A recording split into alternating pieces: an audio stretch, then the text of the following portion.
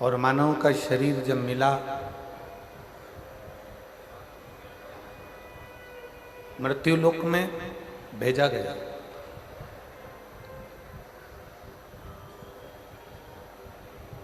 मछली का जन्म हुआ तो जल से पूछा कि ये मछली तुम्हारे पानी में रहेगी, तुम्हें कोई दिक्कत तो नहीं है?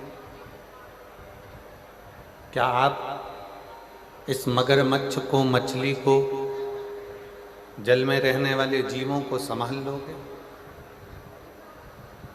जल ने कहा कि हम बैठे हैं, जब तक जल में रहने वाली मछली, मगरमच्छ, जल के जीव जब तक जल में हैं तब तक वो सुरक्षित है,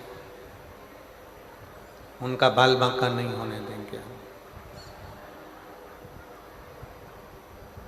फिर पृथ्वी से पूछा कि ये वृक्ष लगना है,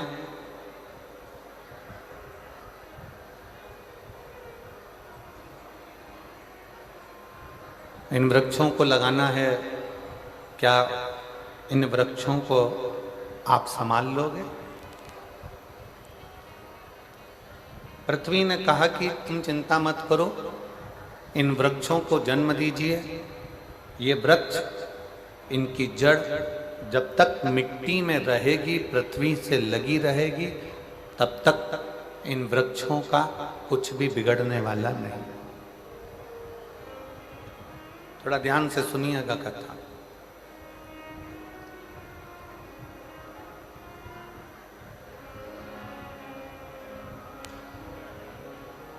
जल भगवान ने कहा, पानी ने कहा, जल नारायण ने कहा कि जब तक जल में रहने वाला जीव, मछली, मगरमच्छ, जल में रहने वाला कीट पतंगा जब तक जल में है तब तक उसका बाल बांका नहीं होगा। जल से निकला फिर भले वो मर गया, जल से निकलने के बाद भले फिर वो प्राण छोड़ा।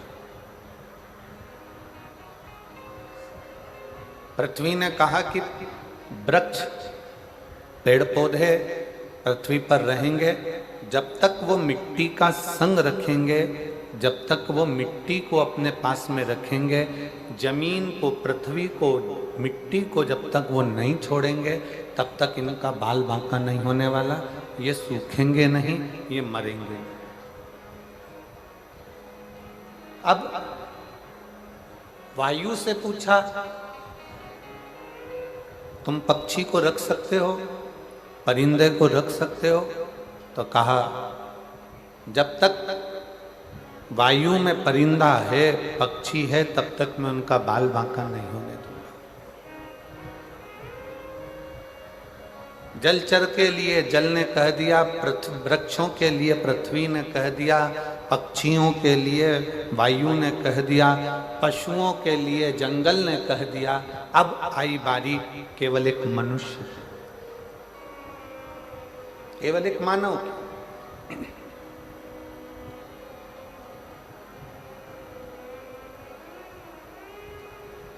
और मानव को देखकर स्वयं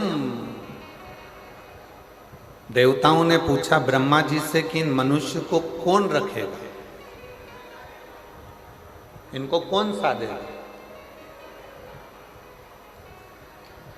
ब्रह्मा जी से पूछा, क्या तुम इन मनुष्यों को, इन मानवों को साध सकते हो?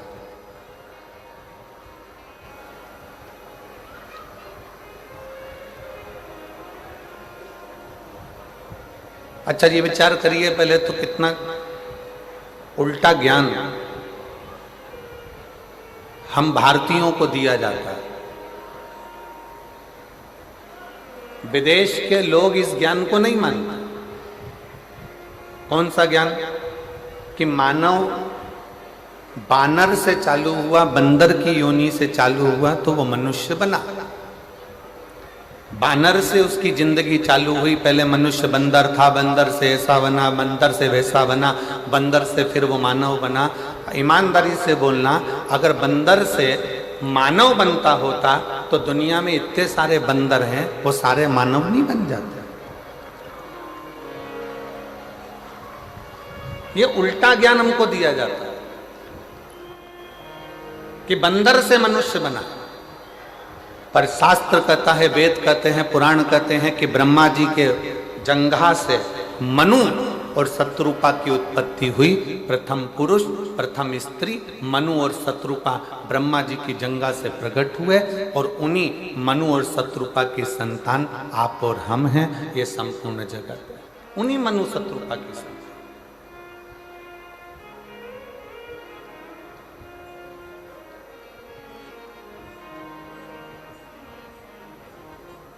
और ज्ञान क्या दिया गया, कहा क्या गया कि आप और हम बानर से पैदा हुए, बंदर की योनि थी, बंदर से मनुष्य बनते चले गए, मानव बनते चले गए। अरे भाई, अगर बानर से मानव बने होते तो इतने बंदर संसार में ना रहते, फिर वो भी मानव बन जाते। केवल सनातन धर्म की लेखनी को दबाने के लिए लोगों ने अपनी लेखनी को प्रकट किया।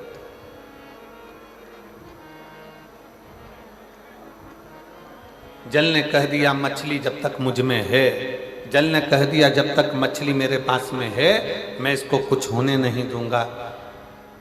मिट्टी ने कह दिया कि जब तक वृक्ष मेरे से जुड़ा है मैं इसको कुछ होने नहीं दूंगा। अब बारी आई मनुष्य की। ब्रह्मा जी से पूछा है, इन मनुष्य को आप रख सकते हो? ब्रह्मा जी ने मना कर दिया। भगवान नारायण से पूछा, नारायण ने भी कुछ कहा। तब भगवान शंकर से कहा कि इस ब्रह्मा ब्रह्म लोक में रहेंगे, भगवान विष्णु बैकुंठ लोक में रहेंगे, और रहेंगे तो केवल मृत्यु लोक में शंकर भगवान। अब इन मनुष्यों को संभालेगा कौन? इन मानवों को कौन संभाल सकता है? तब उस जगह पर स्वयं भगवान शंकर सामने आकर खड़े हो गए ब्रह्मा और विष्णु के सामने और कह दिया, तुम चिंता मत करो, जब तक मनुष्य पृथ्वी पर रहेगा, माँ के गर्भ में बच्चा आएगा, उस दिन से लेकर जब वो मरेगा तब तक शंकर भगवान कहते हैं मेरी जवाबदारी है उसको लेकर आगे बढ़ने की और उसको संभालना।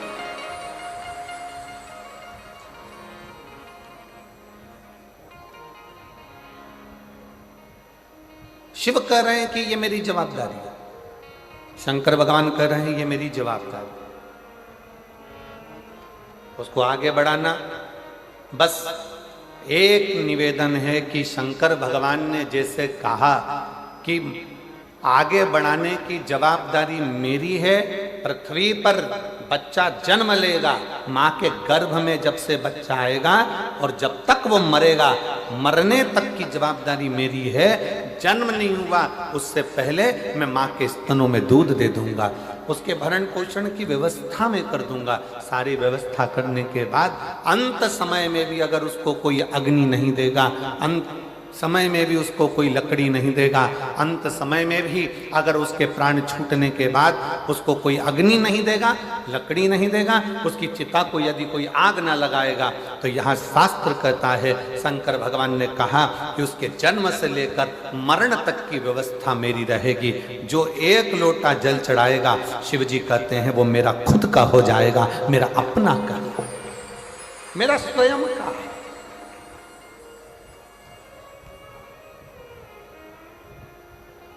और मैंने तेरे ही भरोसे बाबा, तेरे ही भरोसे हवा बिच उड़ती जावांगी, बाबा डोर हत्तो छड़ी नावे कटी जावांगी, भोले मैं तेरी शंभो मैं तेरी हवा बिच उड़ती जावांगी, बाबा डोर हत्तो छड़ी नावे कटती जावांगी।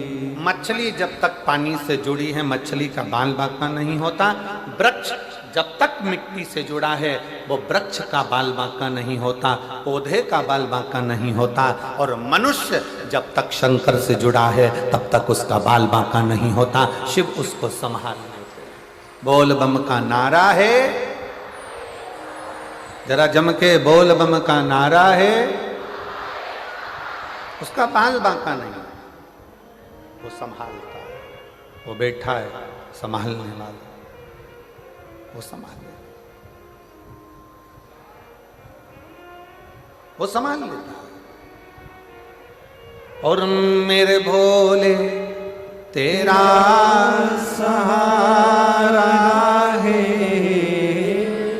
मेरे भोले तेरा सहारा है, मेरी नैया का तू किनारा है, मेरी नैया का तू किनारा है। ओ मेरे बाबा तुझे पुकारा है, मेरे बाबा तुझे पुकारा है, मेरी नैया का तू किनारा है, मेरी नैया का तू किनारा है। हम उसके आश्रित होकर जिए।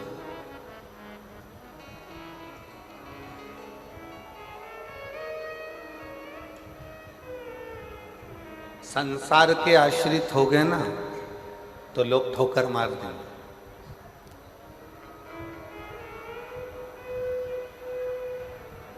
जगत के आश्रित हो गए तो भी लोग ठोकर मार देंगे, पर उस महादेव के अगर आश्रित हो गए तो ठोकर नहीं मिलेगी, ठोकर नहीं मिलेगी।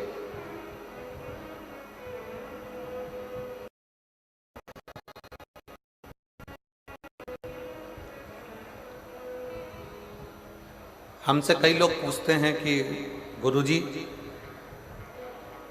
सारे प्रदेशों में छत्तीसगढ़ का इतना विकास कैसे होते जा रहा है?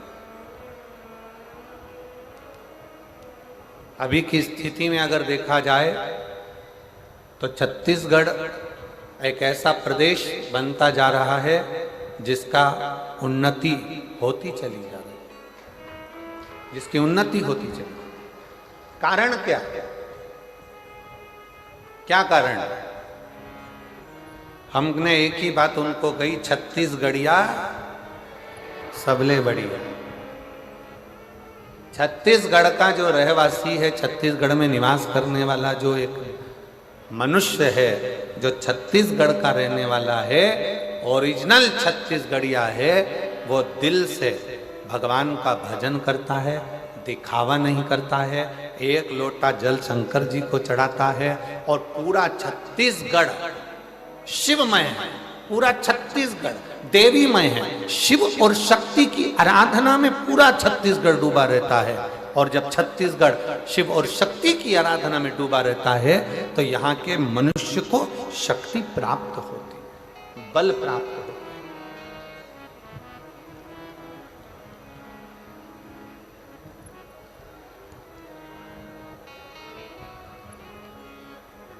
एक बात कहना चाहेंगे, आप लोगों के स्मरण में हो, दूसरे प्रदेशों में छोटे छोटे गांवों को छोड़कर गांव में रहने वाले ग्रामीण शहर जाकर अपना मकान बना रहे हैं और वहां रहने की तैयारी कर रहे हैं।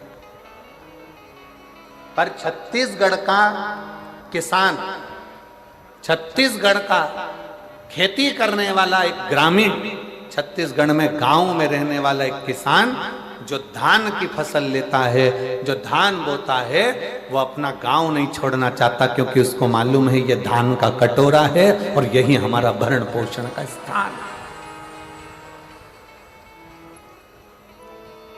यही है।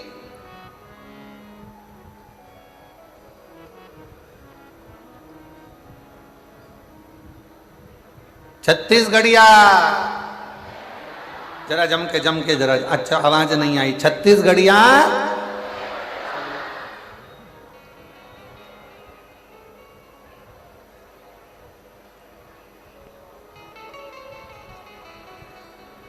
जल मछली से कहता है तुम मुझे मत छोड़ना, मैं तुम्हारा साथ निभाऊंगा, साथ निभाऊंगा। पृथ्वी वृक्ष से कहती है तुम मुझे मत छोड़ना, मैं तुम्हारा साथ निभाऊंगा, मैं तुम्हारा साथ निभाऊंगा। और शिव कहते हैं, भगवान देवादिदेव महादेव कहते हैं, भगवान शंकर कहते हैं कि तुम एक लोटा जल चढ़ाना मत छोड़ना, मैं तुम्हारा साथ निभाऊंगा, आखिरी तक निभाऊंगा, आखिरी तक।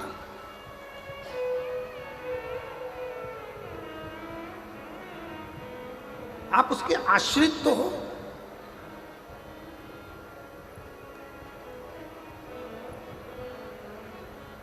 कल एक व्यक्ति ने प्रश्न किया, हमको तो मालूम, हमको लगता था कि जसपुर में कोई प्रश्न नहीं करेगा, पर बहुत अच्छा प्रश्न जसपुर के लोगों ने कल करा। अब वो पत्र अगर हम ढूंढेंगे तो थोड़ा समय लगेगा। उस जसपुर की एक बहन ने लिखा पत्र में, अब वो कौन से गांव की है और वो पत्र को ढूंढेंगे तो थोड़ा समय लग सकता है। उसने पत्र में लिखा, क्यों गुरुजी, आप कहते हो संसार में जन्म लेने वाले प्रत्येक मनुष्य के हृदय में शिव का निवास है। आप कहते हो संपूर्ण जगत में जन्म लेने वाले मनुष्य के हृदय में शंकर बसा है, भगवान बसा है, ईश्वर बसा है। तो फिर अगर जगत में जन्म लेने वाले मनुष्य के हृदय में भगवान बसा है तो फिर भगवान इनको दुख देता ही क्यों है? अब प्रश्न देखिए जसपुर वालों का कितना जोरदार है।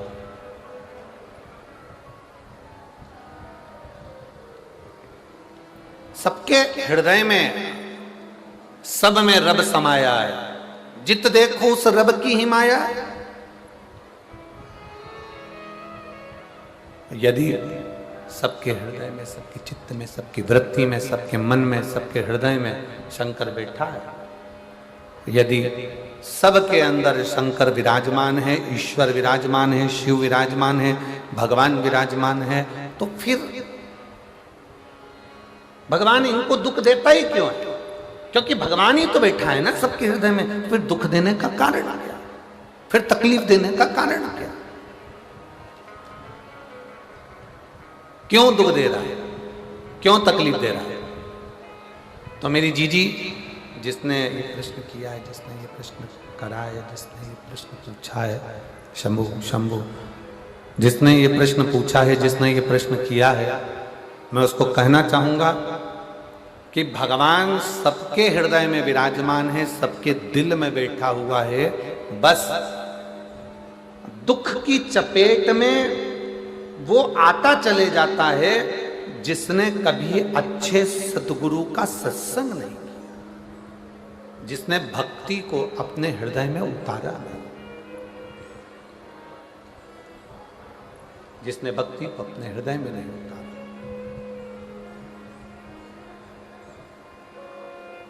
गुरु नानक देव जी ने एक बात कही अपनी वाणी में,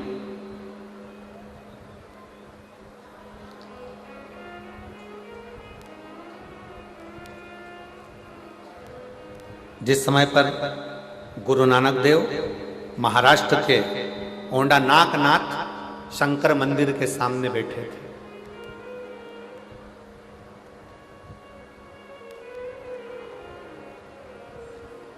जिस समय पर गुरु नानक देव जी ओंडा नागनाथ महाराष्ट्र के शिव मंदिर की साक्षी में बैठे हुए थे, तो वहां पर उन्होंने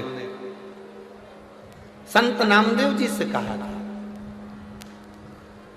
कि व्यक्ति भटकता कब है? जब उसकी भक्ति में कुछ कमी रह जाती,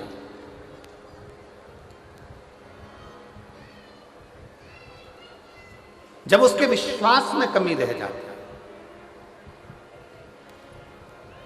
उसके भरोसे में कमी रह जाती है।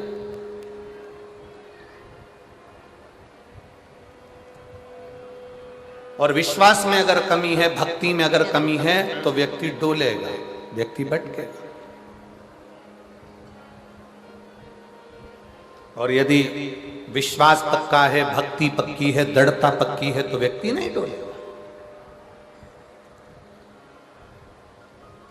कितना सुंदर कहा है, आपका विश्वास यदि महादेव के प्रति है, आपका विश्वास यदि परमात्मा के प्रति है, आपका भरोसा यह पक्का है कि मेरे सनातन धर्म में जो 33 कोटि देवता हैं वो मेरे लिए बहुत कुछ कर सकते हैं, तो तुम दुनिया में कभी नहीं भटकोगे, दूसरी धर्म की ओर नहीं जाओगे, आप नहीं भटकोगे।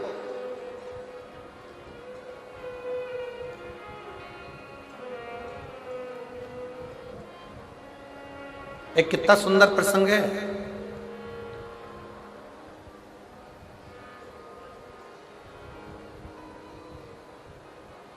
मध्य प्रदेश की भूमि पर जन्म हुआ था बैजनाथ मिश्र का।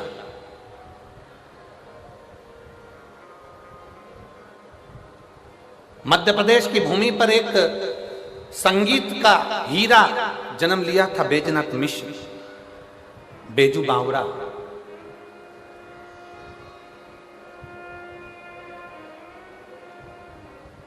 और ग्वालियर के राजघराने में वो बेजू बावरा अपनी संगीत की कला देता था।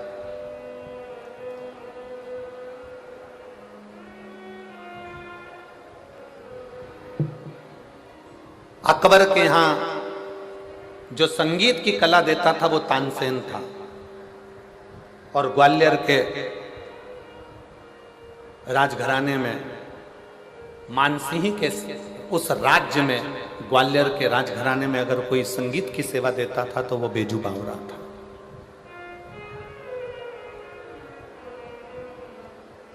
बेजू बावरा।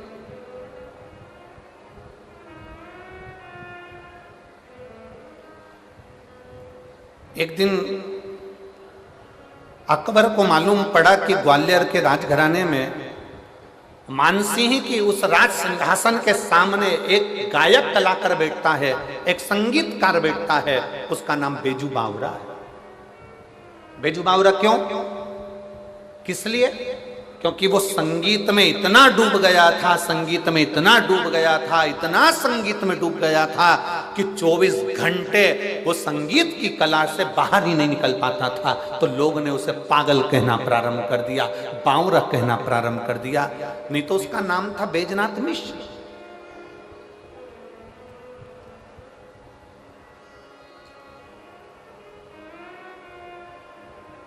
मानसिंह जी के उस राजघराने में बेजू बावरा अपनी प्रस्तुति देता, वहां का रतन था, वो वहां का हीरा था। वहां वो गाता, भजन करता, अपना कीर्तन करता, और मानसिंह जी प्रसन्न रहते।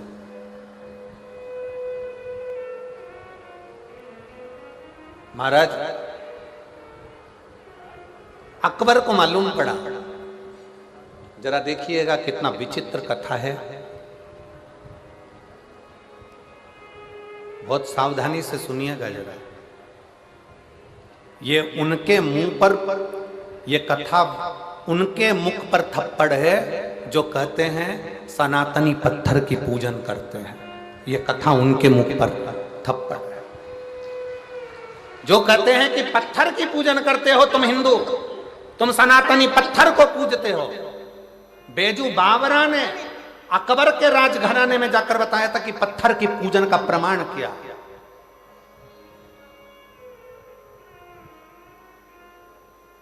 बेजू बावरा ने अकबर के राजघराने में खड़े होकर कहा था कि हम मुर्दे नहीं पूजते, हम पत्थर पूजते हैं और पत्थर को पिघलाकर परमात्मा बना देते हैं। ये बेजू बावरा ने कहा, ये बेजू बावरा कहता है।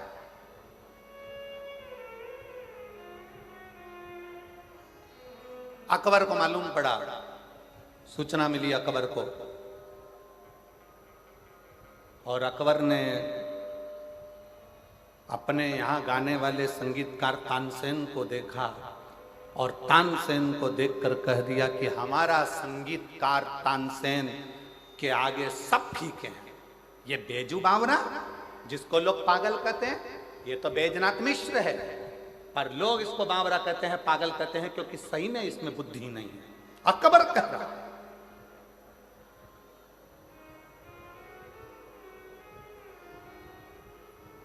अकबर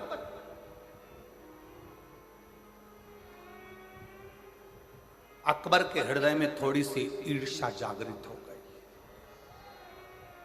अकबर के हृदय में थोड़ी सी ईर्ष्या, नफरत जागृत हो गई कि मेरे राजघराने में जो तानसेन गाता है वो सबसे पहले नंबर का है, वो सर्वश्रेष्ठ है। बाकी के मान सिंह ग्वालियर के राजघराने में जो गा रहा है बेजू बावरा वो शून्य है। अकबर ने उसी समय पर डोंडी पिटवा दी। पूरे नगर में, पूरे क्षेत्रों में, सारे प्रदेशों में आवाज गई, नगरों में डोंडी पिटाई गई कि हमारे तानसेन को सम्मुख में बिठाकर हम संगीत की परीक्षा करना चाहते हैं। जो जीतेगा उसको रत्नों से तोल दिया जाएगा और जो हारेगा उसको मृत्यु दंड दे दिया जाएगा। जितने संगीत वाले थे उसमें से कोई संगीत वाला जाने को तैयार नहीं हुआ कि ऐसा रतन किस काम का, अगर हार गए तो मृत्यु दंड, जिंदा रहे तो रतन, तो मतलब क्या। कोई संगीत वाला नहीं गया। 4 बार पत्र मानसिंह जी के यहाँ भेजा गया, 4 बार पत्र राजा मानसिंह ग्वालियर नरेश के पास भेजा गया कि आपके यहाँ पर बेजू बावरा संगीत का मर्मज्ञ है, उसको भेजिए। बेजू बावरा के पास सूचना पहुंची। राजा मानसिंह ने कहा, अकबर ने एक परीक्षा रखी है, तानसेन को जो हराएगा या जो हारा उसको मरना है, और जो जीत गया उसको रतन से, हीरे से, पन्ना से, माणिक से, रत्नों से तोल दिया जाएगा। बेजू बावरा, मानसिंह जी ने कहा, हमारा मन है बेजू बावरा, तुम जाओ उस अकबर की राज सिंहासन पर जाकर तुम अपनी संगीत की कला दिखाओ। बेजू बावरा ने कहा मानसिंह जी से, क्योंकि बेजू बावरा शंकर का परम भगत था, शिव का। बेजू बावरा, बैजनाथ मिश्र, उनके पिताजी शंकर की उपासना करते थे, उनकी मां शंकर की आराधना करती थी, वो स्वयं शिव की आराधना करते थे। शंकर पर 1 लोटा जल, शंकर की भक्ति करना, शिव की आराधना करना, शंकर के मंदिर में बैठकर शिव के सम्मुख में, शंकर की साक्षी में, नटराज की साक्षी में अपनी संगीत की कला का आनंद लेते थे। जो गुरु सिखाते थे वो बेजू बावरा शिवालय में बैठकर शंकर की साक्षी में अपनी संगीत की कला को निखारता था,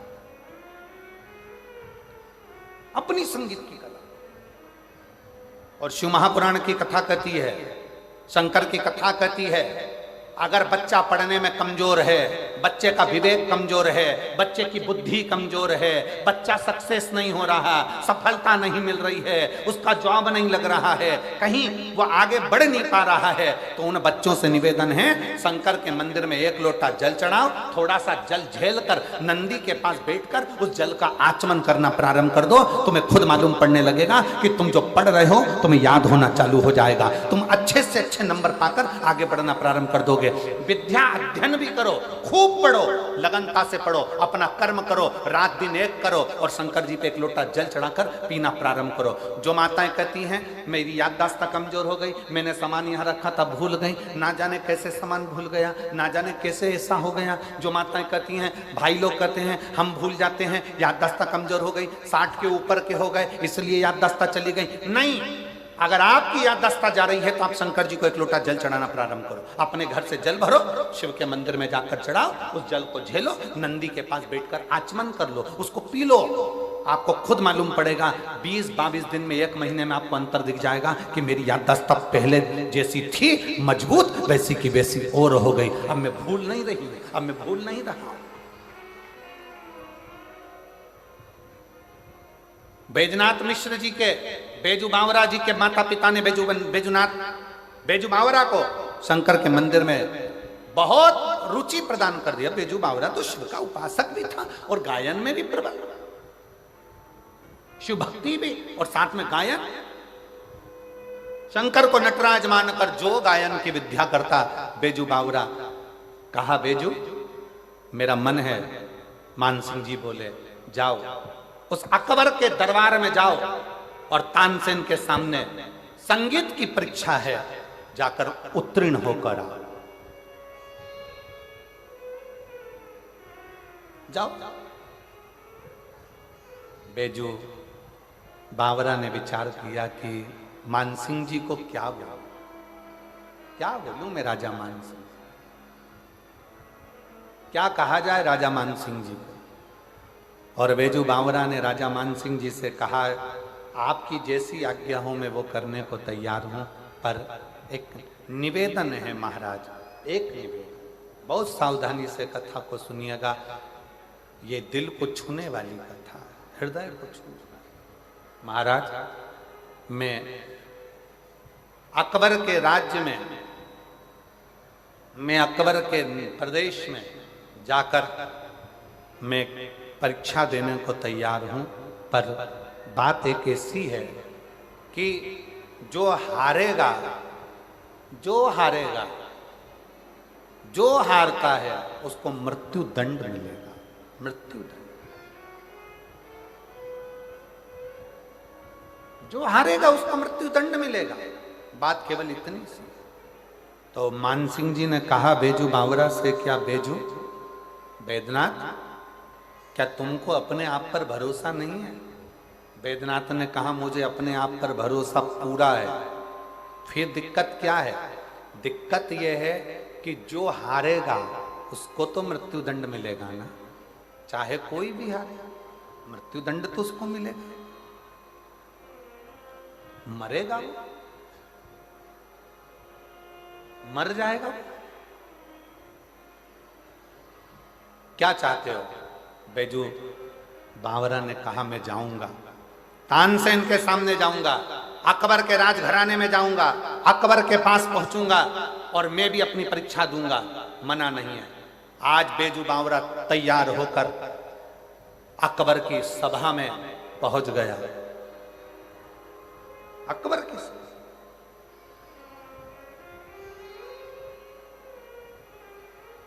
परीक्षा की घड़ी थी। अकबर ने कहा बेजू बावरा से, सुन रहे बेजू बावरा, मैंने सुना है तू मानसिंह जी के यहाँ पर गायन का बहुत बड़ा उस्ताद है, बहुत बड़ा संगीतकार है।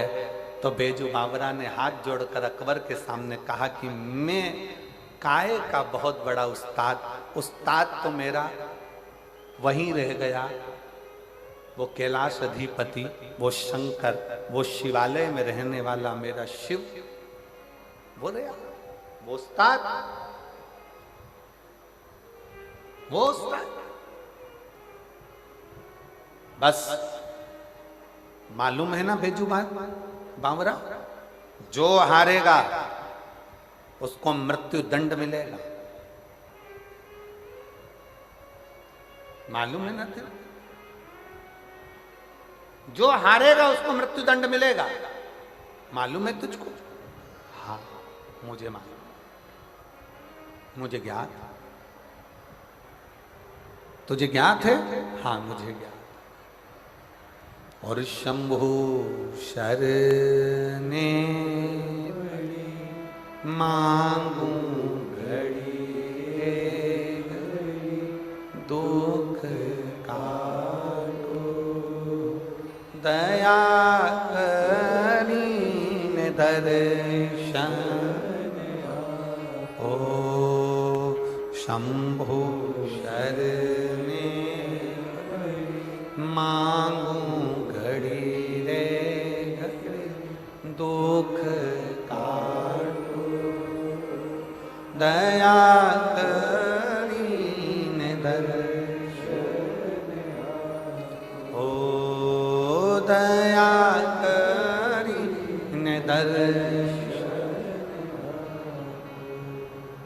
शंभु शरणे मांगू घड़ी रे दुख काटो, दया करीन दर्शन।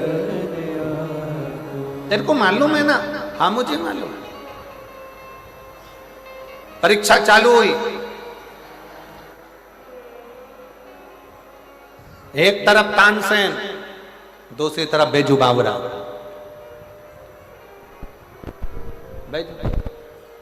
परीक्षा चालू। तानसेन ने जो राग छेड़ा, ऐसा राग छेड़ा तानसेन ने कि जितने दीप लगे थे वो दीप जलना प्रारंभ हो गए। सारे दीप जलना प्रारंभ।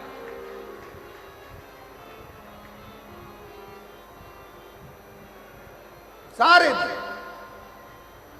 अब जो दीप जलना प्रारंभ हुए तो दीप जलते जलते जलते जलते जलते जलते उस दीप को जलते राग में इतना बल था कि जितनी स्त्रियां कपड़े पहने थे, जितने पुरुष कपड़े पहने थे, उनमें भी आग लगना प्रारंभ हो गई।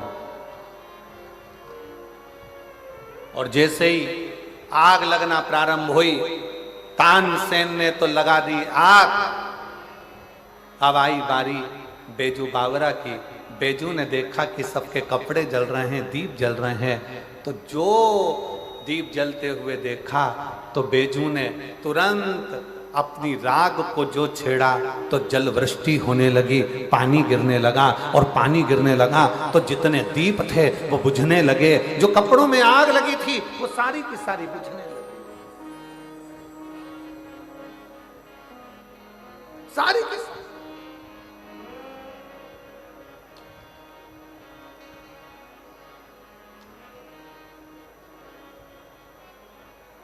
कपड़ों में जो आग लग रही थी वो बुझना प्रारंभ हो गई।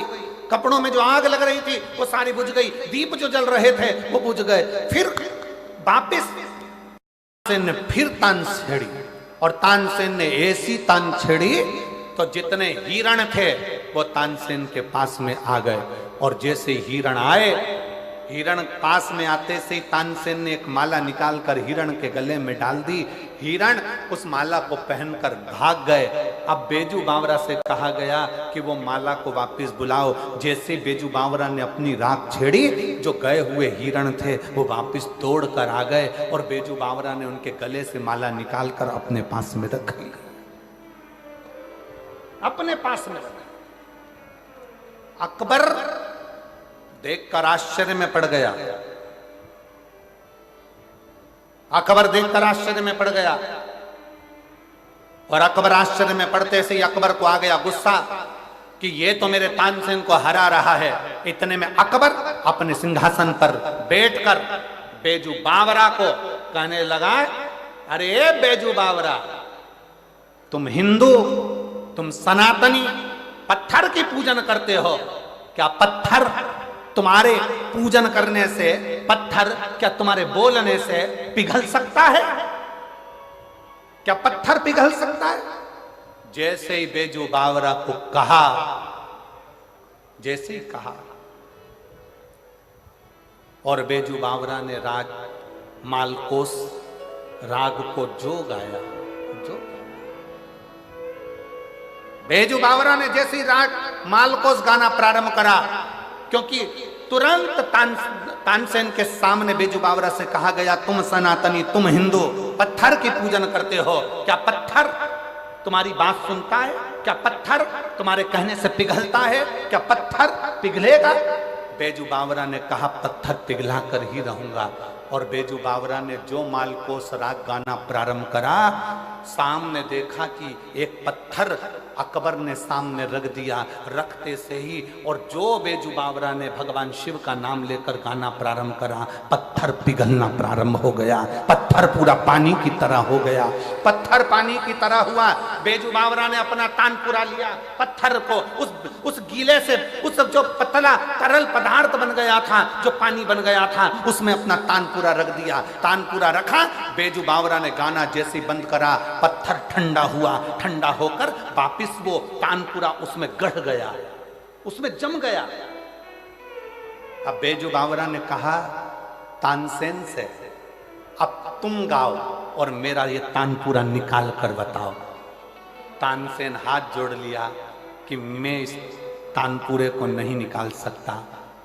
बेजू बावरा ने अकबर से कहा, सुन अकबर, तेरे नगर में मैं परीक्षा देने के लिए आया हूं, पर इतना याद रखना अकबर, अगर दिल में प्रेम हो, सच्चा विश्वास हो, सच्ची भक्ति हो, श्रद्धा भरोसा पूर्ण हो, तो पत्थर भी पिघलता है। इसलिए हिंदू पत्थर की पूजन करता है।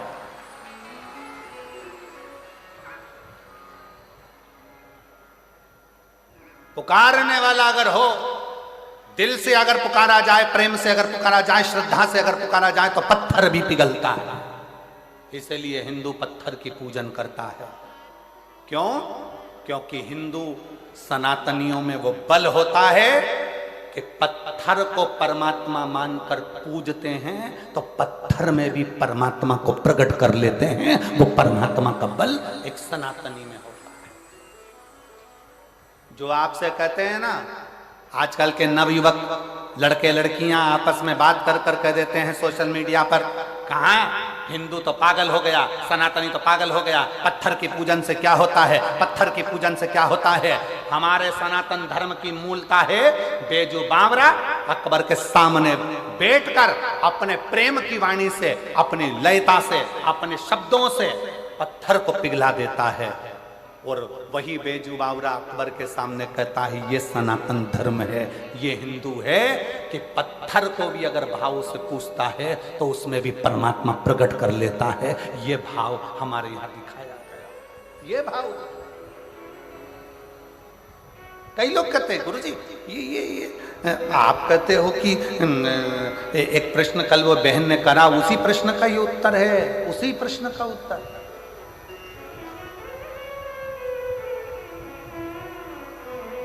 कि सबके हृदय में शिव है, सबके हृदय में भगवान है, तो फिर भगवान दुख क्यों देता है? क्योंकि हमारी भक्ति हम प्रकट नहीं कर पाते, हमारा विश्वास हम प्रकट नहीं कर पाते, हमारी श्रद्धा हम प्रकट नहीं कर पाते।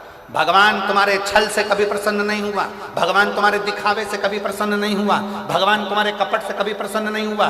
तुमने बहुत सारा अपने शरीर को मालूम पड़े चंदन लगा लिया, खूब अपने खूब सारा बाल बढ़ा लिया, खूब सारा वस्त्र भी पहन लिया, खूब आडंबर भी कर लिया, और सोचो कि परमात्मा तुम्हारे सामने प्रकट हो जाए।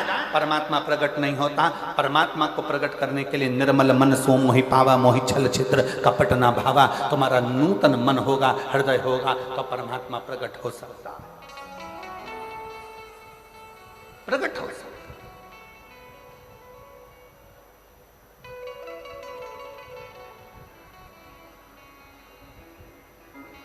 वो कहते हैं ना, आहूं में असर होगा, घर बैठे बुला लेंगे, आहूं में असर होगा, घर बैठे बुला लेंगे। तुम रूठे रहो भोले, हम तुम्हें मना लेंगे। मेरी जीजियों, मेरे जीजाओं, मेरी बेटियों, मेरे बेटाओं, मेरी माताओं, मेरे भाई, मेरी बहन, मेरे बांधव, अपने हृदय में एक बात संजो कर रखना। तुमसे लोग कहें कि एक लोटा जल चढ़ाने से होगा क्या, एक लोटा जल शंकर के मंदिर में चढ़ाने से होगा क्या, क्या होगा? आप एक बार एक लोटा जल लेकर शंकर के मंदिर में विश्वास लेकर जाओ। वो लोटा का जल नहीं है, वो हमारा विश्वास है कि मेरा दुख मेरा महादेव काटेगा। वो एक लोटा जल नहीं है, वो हमारी सच्ची श्रद्धा है कि मेरा भोलेनाथ मेरे दुख को काटेगा। वो एक लोटा जल नहीं है, वो आपका शुद्ध भाव है। क्यों? क्योंकि हमारे पास देने के लिए, भगवान को देने के लिए कुछ भी नहीं है, कुछ भी नहीं। हम क्या दे सकते हैं महादेव को?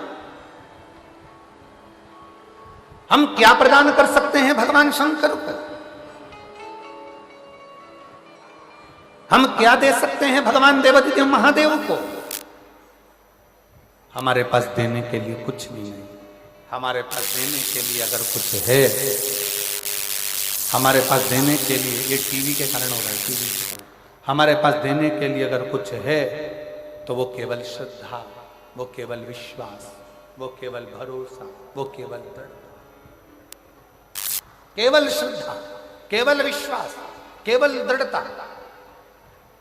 दुनिया के लोग तुमसे कहें कि एक लोटा जल में क्या होगा, एक लोटा जल क्या है, एक लोटे जल में क्या रखा है, तुम कह देना वो एक लोटा जल नहीं है, वह हमारा विश्वास, वह हमारा भरोसा, वह हमारी दृढ़ता, शिव के प्रति है, शिव के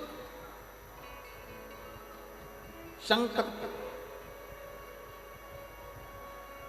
तुम कहते हो भोले हमें काशी प्यारी है, तुम कहते हो भोले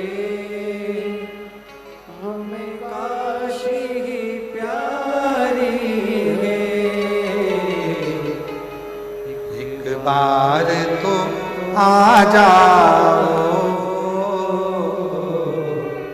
एक बार तो आ जाओ,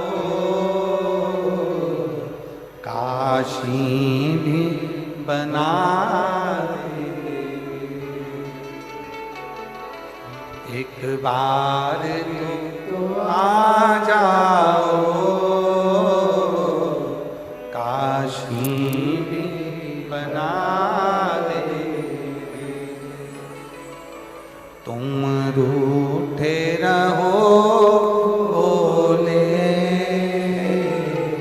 हम तुम्हें मना लेंगे।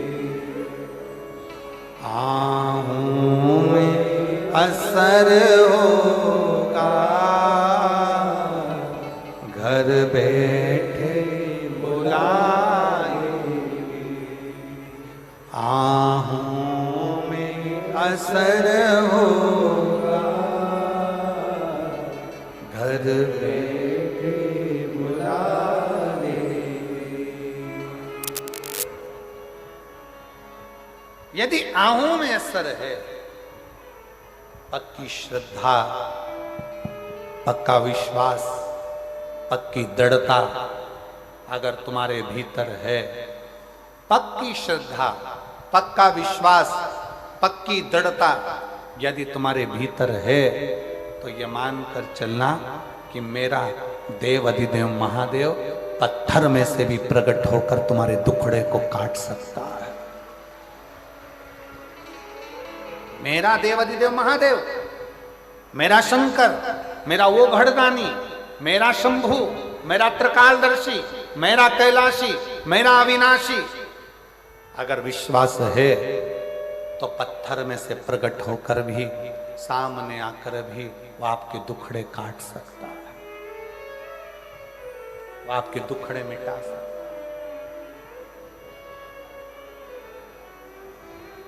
आहूं में असर होगा, घर बैठे बुला लेंगे।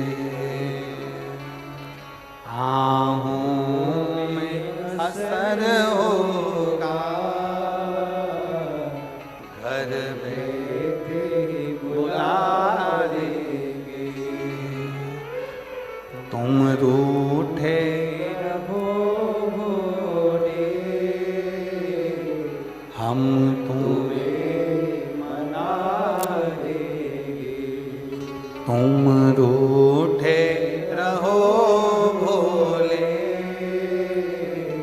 हम तुम्हें मना देंगे। अगर विश्वास है, यदि भरोसा है, और पूर्ण भरोसा, पूर्ण दृढ़ता, पूर्ण विश्वास है, तो पत्थर में से भी परमात्मा प्रकट हो जाता है।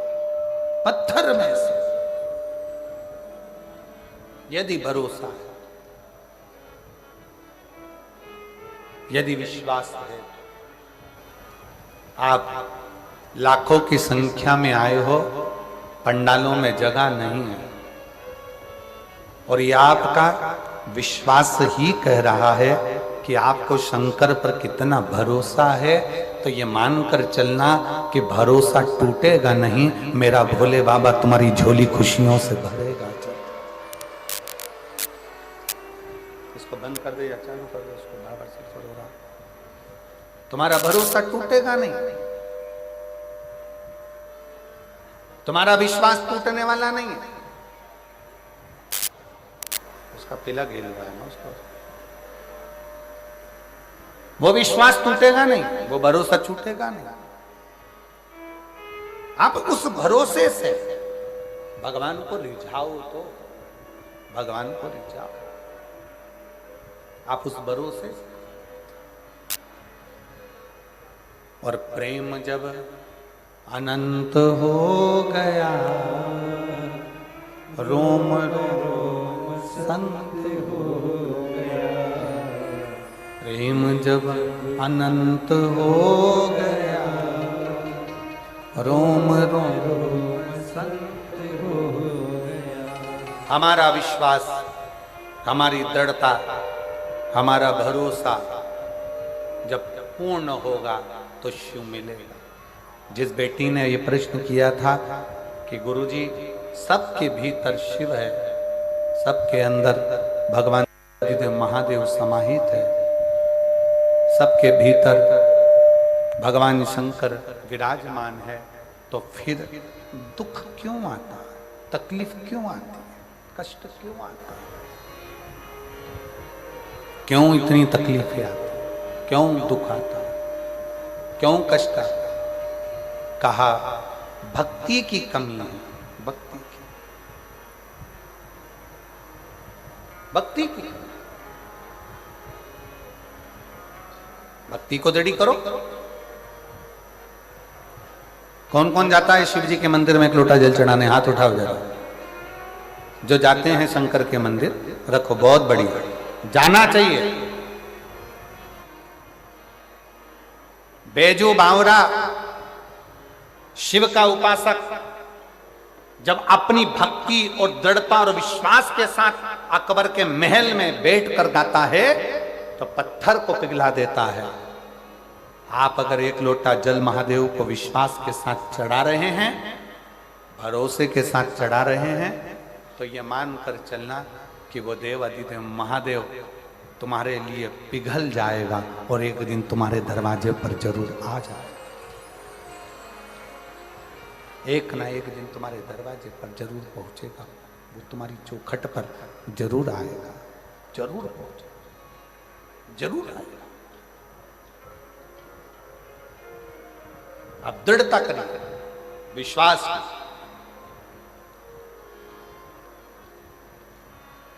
भरोसे की। एक चावल का दाना भी अगर लेकर शंकर के मंदिर में जा रहे हो, एक चावल का दाना लेकर भी अगर शिव जी के मंदिर में पहुंच रहे हो, शंकर जी की चौखट पर जा रहे हो, शंकर भगवान के दरवाजे पर जा रहे हो, तो ये विश्वास मानकर जाना कि मेरा शिव मेरे दुख हरने के लिए, वो हमारे यहाँ पहले, इधर छत्तीसगढ़ का तो हमको नहीं मालूम कि क्या नियम है, पर हमारे यहाँ पहले पत्रिका नहीं छपती थी, शादी की पत्रिकाएं हमारे उधर नहीं छपती थी। इधर छत्तीसगढ़ का तो नहीं मालूम, पर हमारे उधर पहले शादी की पत्रिका नहीं छपती थी।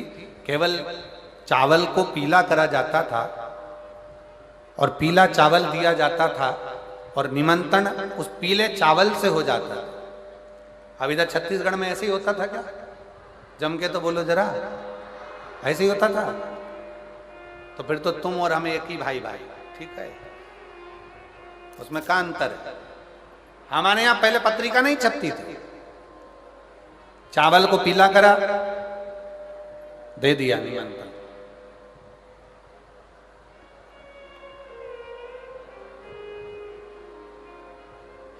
और चावल को पीला करके निमंत्रण दिया जाता था, और निमंत्रण दिया तो जिसके यहां पर निमंत्रण जाता था वो आता था।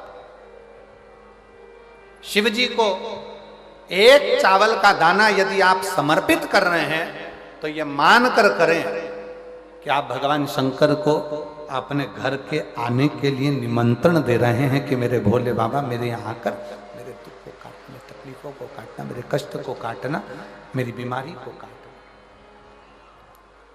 आप निमंत्रण दे रहे हैं। बोल बम का नारा है, बाबा एक सारा, जरा जम के बोलो, बोल बम का नारा है, सारी समस्या का हल। कोई लेट बनता है, कोई जल्दी बनता है, शिव को जल चढ़ाने वाला एक दिन से जरूर बनता है। शिव शिव है, शंकर शंकर।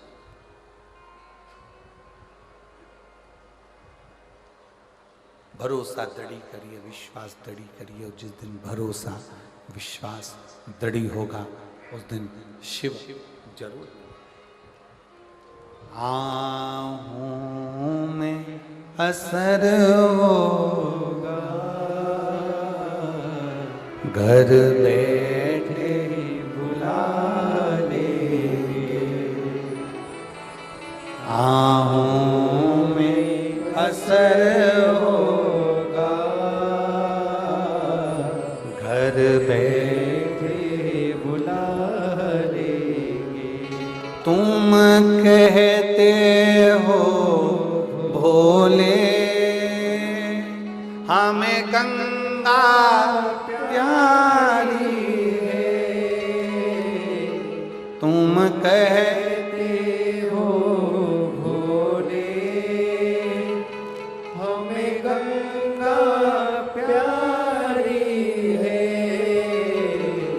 तुम कहते हो भोले, हमें गंगा प्यारी है। तुम कहते हो भोले, प्रेशर बढ़ाओ दूर का प्रेशर, गंगा प्यारी है। एक बार तो आ जाओ, गंगा से मिला देंगे।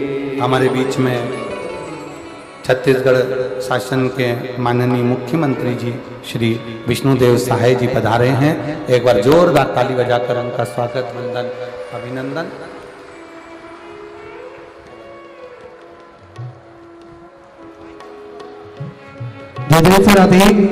देखिए, बड़ा ही शुभ अवसर है। कथा के दौरान छत्तीसगढ़ शासन के यशस्वी मुख्यमंत्री माननीय श्री विष्णुदेव जी साहे जी का शुभ मंगल आगमन हुआ। एक बार जोरदार ताली बजाकर स्वागत करें। साथ में श्री पवन साहे जी संगठन मंत्री भाजपा से आपका भी आगमन हुआ है। साथ में माननीय मुख्यमंत्री जी की माता जी श्रीमती जसमती देवी साहे जी का भी आगमन हुआ। एक बार जोरदार ताली बजाकर स्वागत करें। देखिए किस प्रकार से निरंतर अपने दृढ़ संकल्प से छत्तीसगढ़ को निरंतर उन्नति की ओर अग्रसर करते हुए निरंतर सभी लोगों के हित में कार्य करते हुए माननीय मुख्यमंत्री जी निरंतर सभी की सेवा में तल्लीनता से अपना महत्वपूर्ण योगदान निरंतर लगाते रहते हैं। एक बार जोरदार ताली बजाकर स्वागत करें।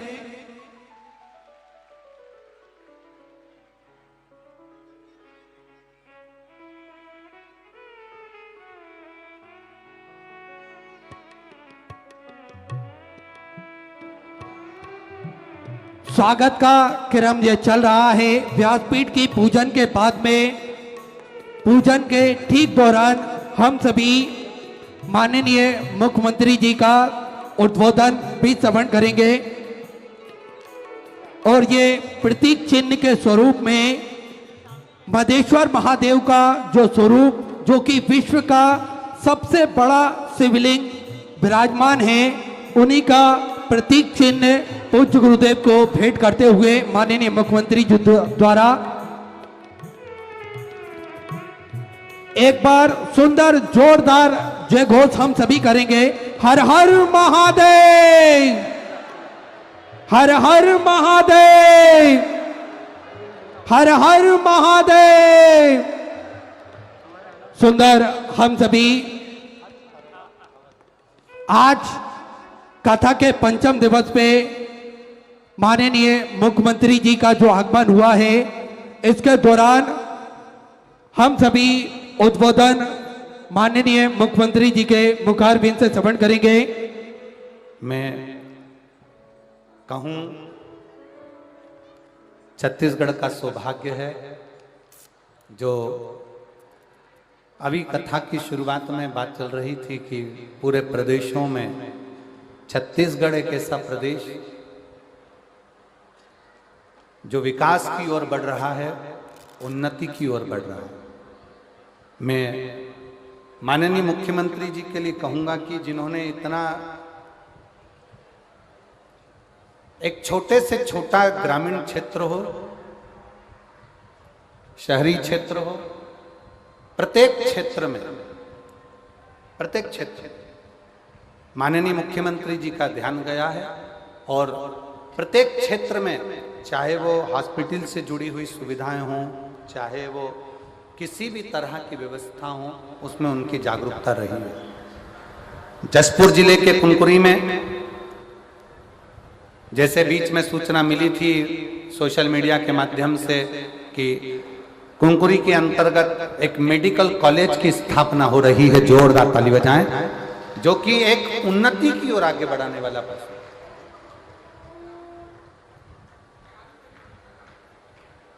और एक और, जहां लोग जसपुर में कहा करते थे कि ये बड़ा वो बड़ा, हमने कहा सब भोलेनाथ के चरणों में पड़ा।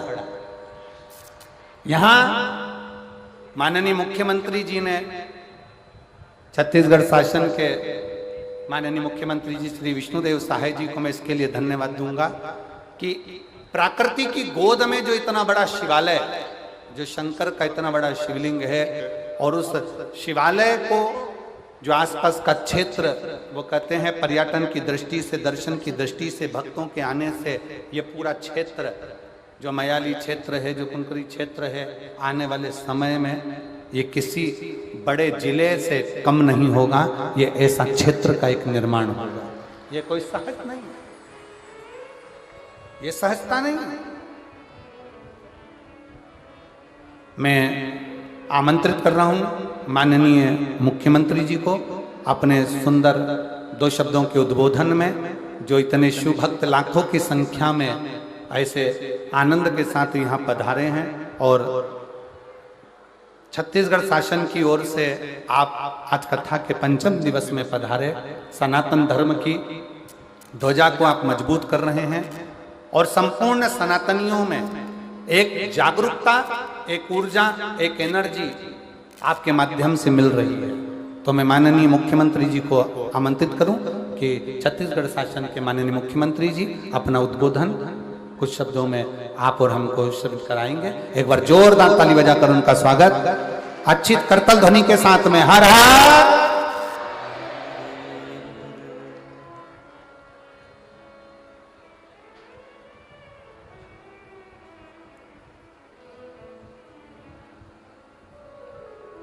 एक बार जोरदार ताली बजाएं। साधुवाद, दोनों हाथों से ताली सेवा देते हुए माननीय मुख्यमंत्री जी का, और सुंदर उद्बोधन के लिए मैं आमंत्रित करूं। सुंदर उद्बोधन आपका, और हमको संपूर्ण पूरा विश्व, पूरा भारत इस आस्था चैनल के माध्यम से इस कथा का प्रसारण देख रहा है, और आपका ये पवित्र भाव का उद्बोधन जो इस मधेश्वर महादेव की भूमि से हो रहा है, ये संपूर्ण विश्व का कल्याण प्रद हो। प्रेम से बोले बाबा मधेश्वर महादेव की, बाबा मधेश्वर महादेव की, सत्य सनातन धर्म की, सत्य सनातन धर्म की, माता पार्वती की, माता पार्वती की, पवन पुत्र हनुमान की, बालाजी भगवान की, चंडी माता की, पंडित प्रदीप मिश्रा जी की, पंडित प्रदीप मिश्रा जी की। हम लोगों का बड़ा सौभाग्य है जसपुर वासियों का कि जहां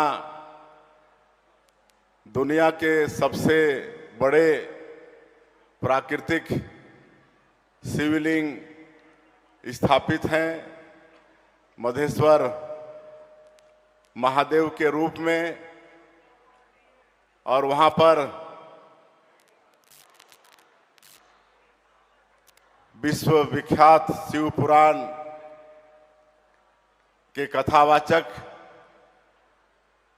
पूज्य श्री प्रदीप मिश्रा जी अपने श्रीमुख से शिव पुराण का कथा वाचन कर रहे हैं और हम सभी लोग क्षेत्रवासी, और इसमें झारखंड भी लगा हुआ है, उड़ीसा भी लगा हुआ है, तो वहां से भी श्रद्धालु जन इस कथा का रसपान कर रहे हैं। तो ऐसे अवसर में मैं बाबा मधेश्वर जी को प्रणाम करता हूं, साथ ही साथ पंडित प्रदीप मिश्रा जी के चरणों में भी सत सत नमन करता हूं। और उन्होंने इस अंचल में जसपुर जो आदिवासी अंचल है और ये जहाँ ये शिव पुराण का कथा वाचन हो रहा है, ये पूरा जंगल है, यहाँ न रास्ता है ठीक से न कुछ नहीं, और ऐसे जगह में आप सीहोर से मध्य प्रदेश से पधार कर हम लोगों को आशीर्वचन देने, शिव पुराण का कथा वाचन करने आए हैं। मैं पूरे छत्तीसगढ़ की जनता के तरफ से, जसपुर जिला वासियों के तरफ से आपका बहुत बहुत आभार करता हूं। आपके श्री चरणों में मैं प्रणाम करता हूं।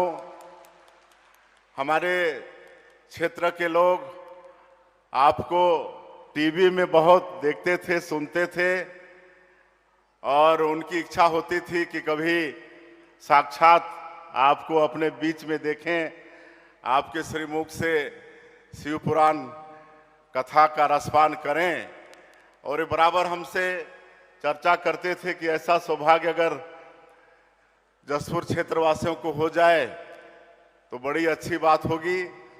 और सभी हमारे जिला के जो सर्व हिंदू समाज के लोग हैं, प्रमुख हैं, सबकी बड़ी इच्छा थी कि आप एक बार यहाँ पर आएं और अपने श्रीमुख से शिव पुराण का कथा वाचन करें।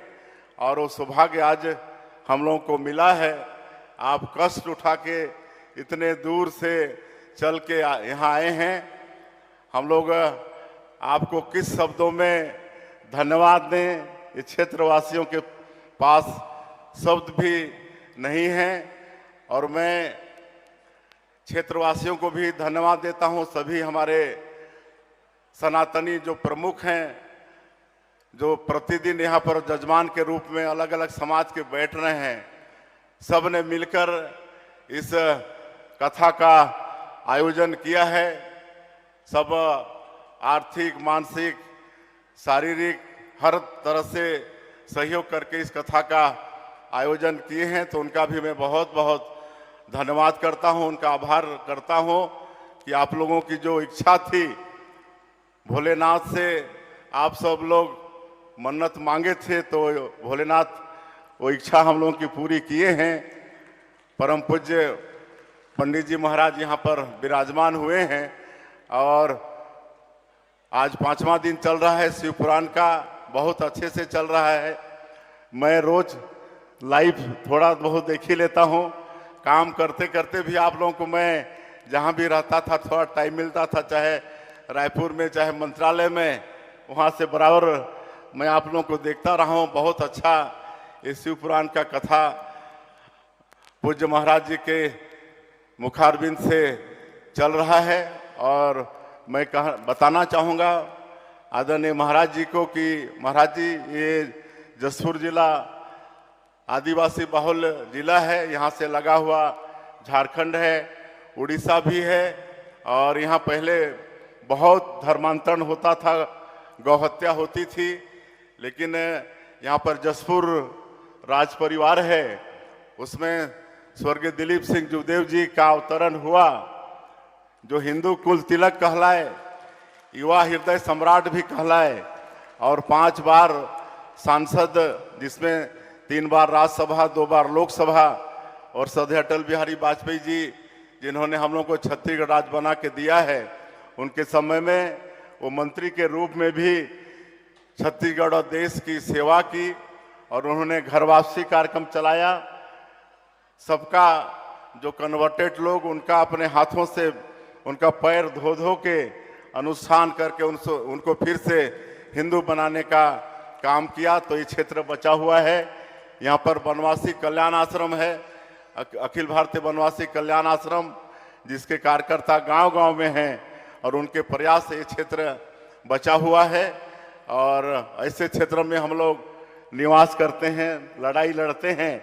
आपका यहाँ पर आना और आपके मुखारबिंद से जो 7 दिन का शिव पुराण का कथा हो रहा है, निश्चित रूप से हमारे सनातनियों को बहुत बड़ी ताकत इससे मिलेगी। आपका आशीर्वाद मिलेगा, बाबा भोलेनाथ का आशीर्वाद मिलेगा। और ये जो मधेश्वर महादेव हैं, इसकी बड़ी मान्यता है। महाराज जी, हम तो सुने हैं बुजुर्गों से कि पहले कोई संकट में घिर जाता था या किसी को बाल बच्चा नहीं होता था, तो यहाँ पर आके मन्नत मनाते थे, पूजा अर्चना करते थे, तो उनकी इच्छा पूरी होते रही है। और जो golden book of world record है, वो भी मधेश्वर महादेव को दुनिया का सबसे बड़ा नेचुरल शिवलिंग का दर्जा दिया है। अब आप यहाँ पर आ गए हैं, यहाँ पर पधारे हैं, आपका श्री चरण यहाँ पर पड़ा है और ये 7 दिनों का शिव पुराण हो रहा है, तो ये तो सोने में सुहागा हो गया। आप उसमें और फिर मुहर लगा दिए, मधेश्वर बाबा को और मान्यता आपने दिला दिया है। ये कथा का सीधा प्रसारण आस्था चैनल से हो रहा है। पूरे देश और दुनिया में बार बार मधेश्वर महादेव भी दिख रहे हैं, तो बहुत बड़ा लाभ हम लोग को यहाँ पर हो रहा है। और निश्चित रूप से आपके कथा से हमारे सनातनियों को बहुत बड़ा बल मिला है, क्योंकि आपका प्रवचन का भी हम लोगों को लाभ लेना है, इसलिए मैं ज़्यादा नहीं बोलते हुए फिर से एक बार पूरे जिला वासियों के तरफ से, आयोजन समिति के तरफ से आपका बहुत बहुत आभार करते हुए, धन्यवाद करते हुए, और इतने दूर में आप आए हैं, किसी तरह की तकलीफ होगी, कोई कष्ट होगा, तो उसके लिए भी मैं अपने तरफ से, परिवार के तरफ से और समस्त क्षेत्रवासियों की तरफ से हम क्षमा भी चाहेंगे। आप इसको पुण्य समझकर, सेवा समझकर कोई भी कष्ट को आप सह लीजिएगा। और जितने भी हमारे आयोजक समिति हैं, उसमें अभी नाम लूँगा तो बहुत समय लगेगा।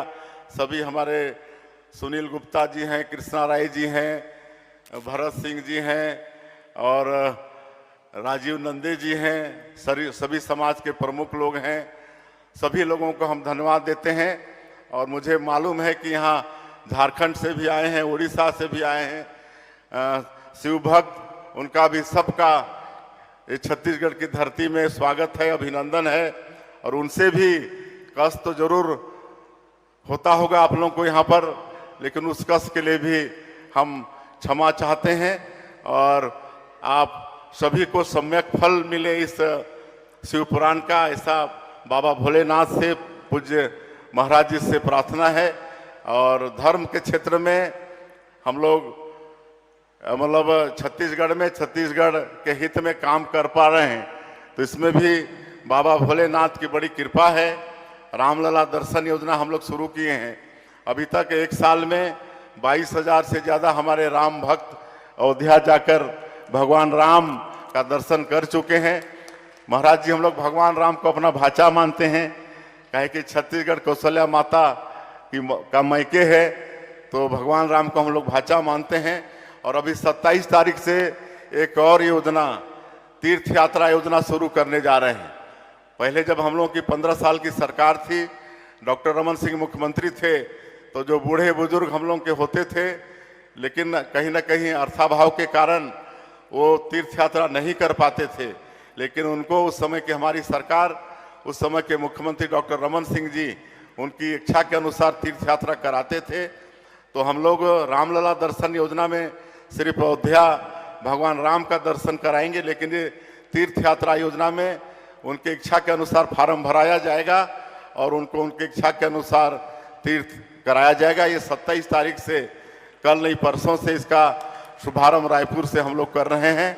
अंत में पूज्य बाबा के चरणों में सत अभिनंदन करते हुए, और सभी शिव भक्त जो हजारों की संख्या में, लाखों की संख्या में आप सब लोग आए हैं, आप सभी लोगों का एक बार फिर से हृदय से अभिनंदन, स्वागत करते हुए हम अपनी बात समाप्त करते हैं। बोले बाबा मधेश्वर महादेव की, बाबा मधेश्वर महादेव की, पवन पुत्र हनुमान की। धन्यवाद। बहुत बहुत साधुवाद, धन्यवाद माननीय छत्तीसगढ़ शासन के मुख्यमंत्री जी श्री विष्णुदेव साय जी, जिनका उद्बोधन मधेश्वर बाबा की ये पवित्र भूमि, आदिवासी वनवासी क्षेत्र, जहाँ पर इतना दिव्य और भव्य शिव महापुराण कथा के इस पवित्र अवसर पर आपका आगमन हुआ है। एक बार मेरा निवेदन, आप सब जोरदार ताली बजाकर उनका स्वागत, वंदन, अभिनंदन, जिन्होंने इस पवित्र पावन कथा का लाभ लिया है और इस पवित्र आनंदमय भूमि पर मधेश्वर नाथ की इस पवित्र धरा पर पधारे हैं। हर हर महादेव।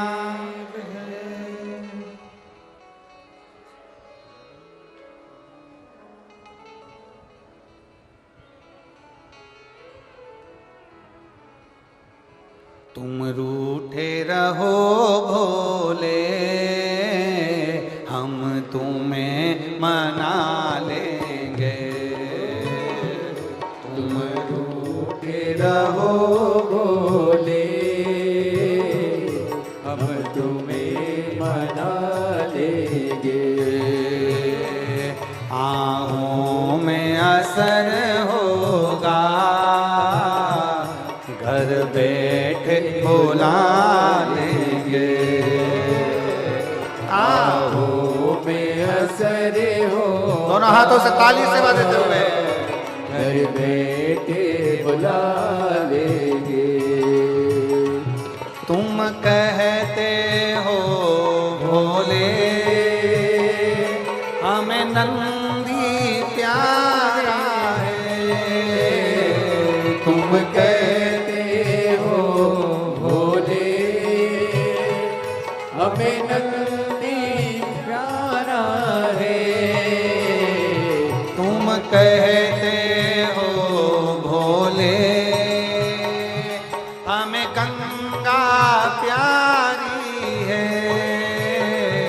तुम कहते हो भोले, हमें गंगा प्यारी है। एक बार तो आ जाओ, एक बार तो आ जाओ, गंगा भी बुला लेंगे। एक बार तो आ जाओ, गंगा ही बुला लेंगे। तुम रूठे रहो भोले, हम तुम्हें मना लेंगे। तुम रूठे रहो भोले, हम तुम्हें मना लेंगे। पीछे वाले भी दोनों हाथों से ताली सेवा देते हुए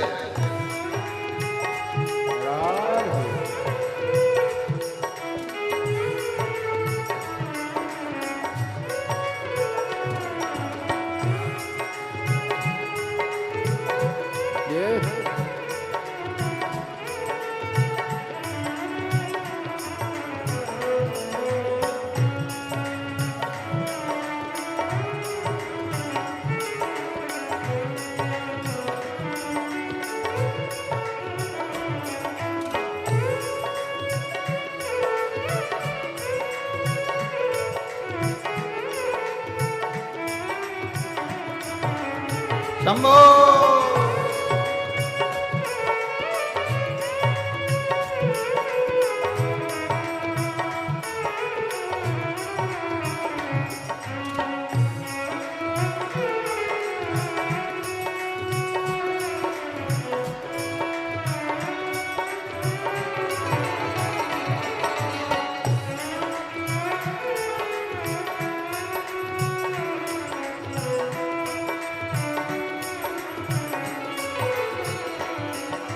कहते हो भोले,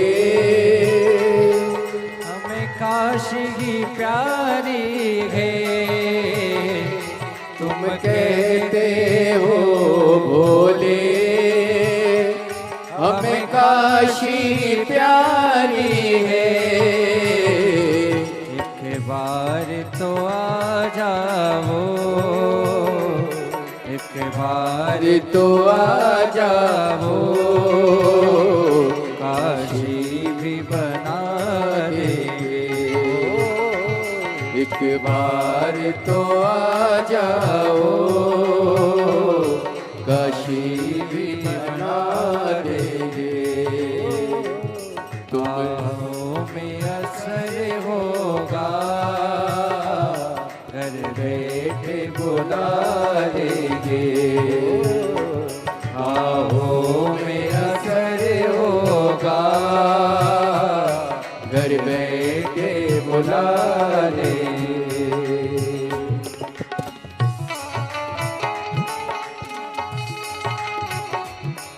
राधे